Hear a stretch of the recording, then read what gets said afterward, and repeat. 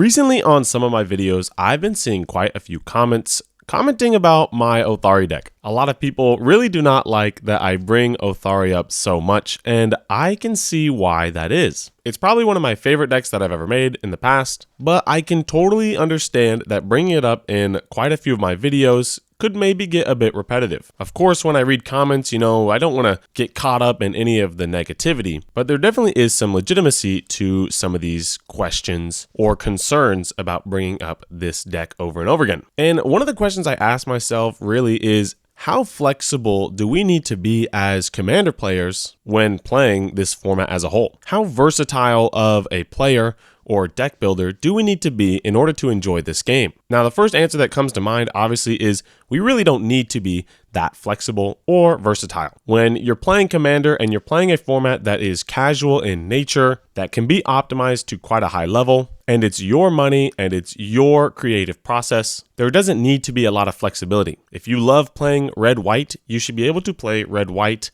in every single one of your decks. If you like blue-black, you should be able to play that in every single one of your decks. Us as Commander players have individuality, and us as Commander players have the freedom of choice to play whatever we want. Now, this is pretty obvious, and I'm not really saying anything that's revolutionary when I'm saying these things. But I do also want to argue for the fact that, yeah, maybe we should be a little bit more flexible when it comes to deck building, especially when someone like me has a channel about the process itself. Now, I wouldn't say I'm not a flexible deck builder and I'm not a versatile deck builder, but when I look at all my decks as a whole, there definitely is a theme. Typically, it's low to the ground. Typically, I deal with tokens in some form or fashion. Every once in a while, I'll have a combo in there depending on the commander, but for the most part, I'm basically trying to win through combat damage as fast as possible. You can see this in my Jetmir list. You can see the tokens in my Xyris list and my Otharri list. You can see the attacking a lot in my Gut list. And even my Muldrotha list over time has started to focus a lot on combat damage on top of the combo that comes with it. So clearly I've been able to kind of carve out my own little strategy and niche that I like playing in Commander. And the question is, should I change that style? Now, obviously the answer is not black and white, yes or no. But I'm really thinking that it might be time to do a little bit of mixing up. My Rocco deck is a combo deck. I'm not winning through any other means. My Stella Lee is also a combo deck. I'm not winning through any other means other than Twisted Fealty and the occasional Thassa's Oracle. And one of the decks that I'm bringing back after such a long time, I used to have it built, was a Hapatra deck. Now, Hapatra has always been super interesting to me,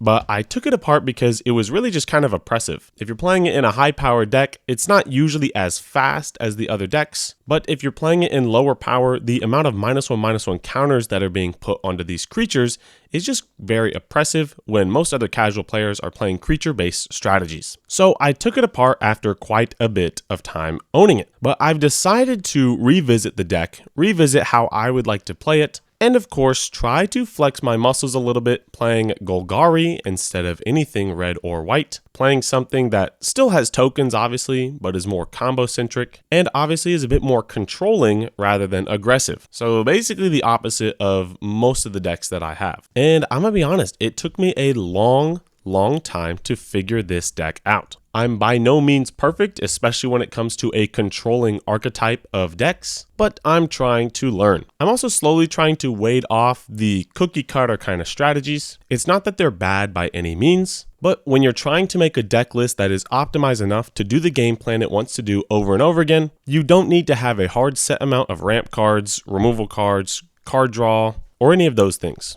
So I set it on a list that I think is pretty decent, and it kind of follows the exact game plan that I'm looking to do. Now, this deck took me a long time to figure out, should I go more into the -1/-1 counters, or should I go more into the combo side of things and not really worry too much about controlling the game beforehand. And I think -1/-1 counters are certainly important, but I wanted to get the most value out of putting a -1/-1 counter on the creature, whether that be through something like Black Sun Zenith or Soul Snuffers, where I can put a -1/-1 counter on every single creature, have an Obelisk Spider, which can be a win condition with something like a Devoted Druid. Blowfly Infestation is a 1-card combo with Hapatra that gives you infinite ETB triggers and infinite death triggers and infinite -1/-1 counters. Glistening Oil is basically our spot removal. We have both of the contagions, and we just have plenty of ways to kind of break these -1/-1 counters, and nothing really else. There were a couple of other cards that have good -1/-1 counter abilities in it, but I didn't think that they were good enough and they didn't give us the amount of value that I'm really looking for. But all of this is kind of besides the point.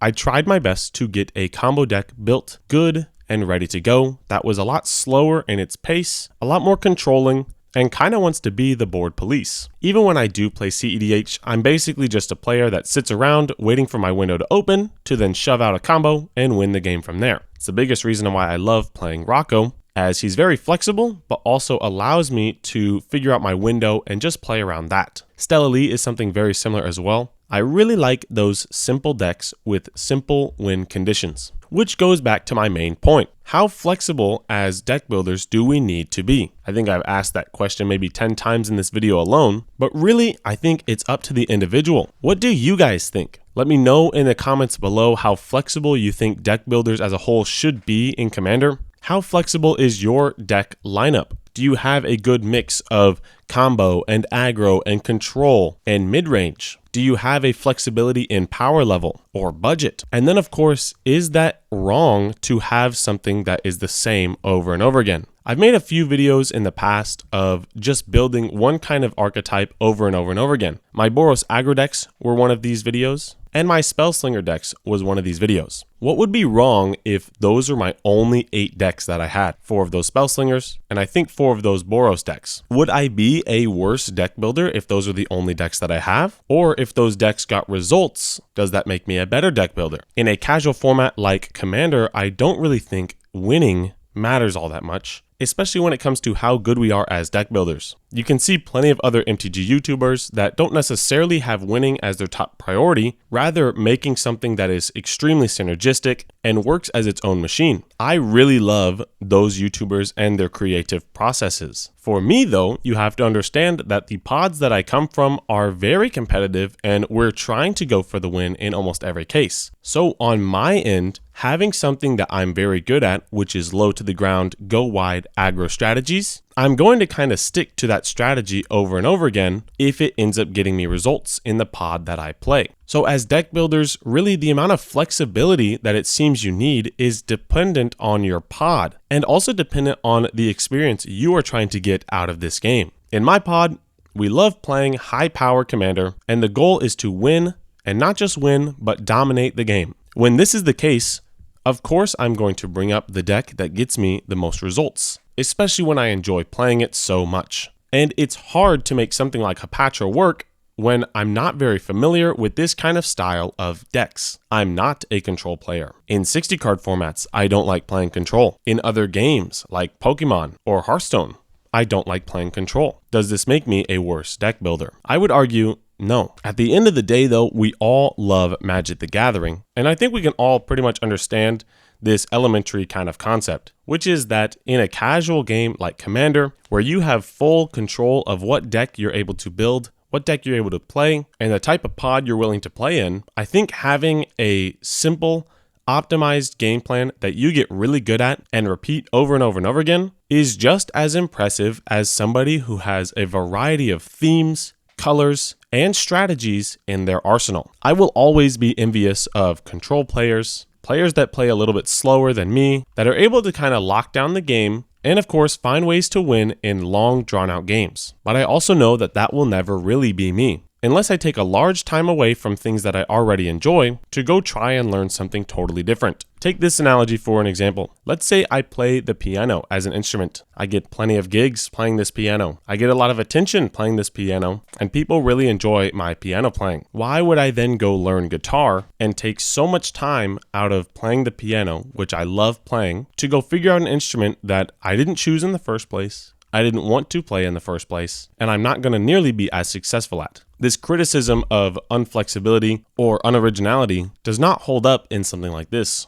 So why should it hold up in another place where flexibility is not a requirement? These are just my 2 cents on the matter. So to answer my own question, how flexible do we need to be as deck builders? The answer, which might seem as obvious as possible, is as flexible as you would like.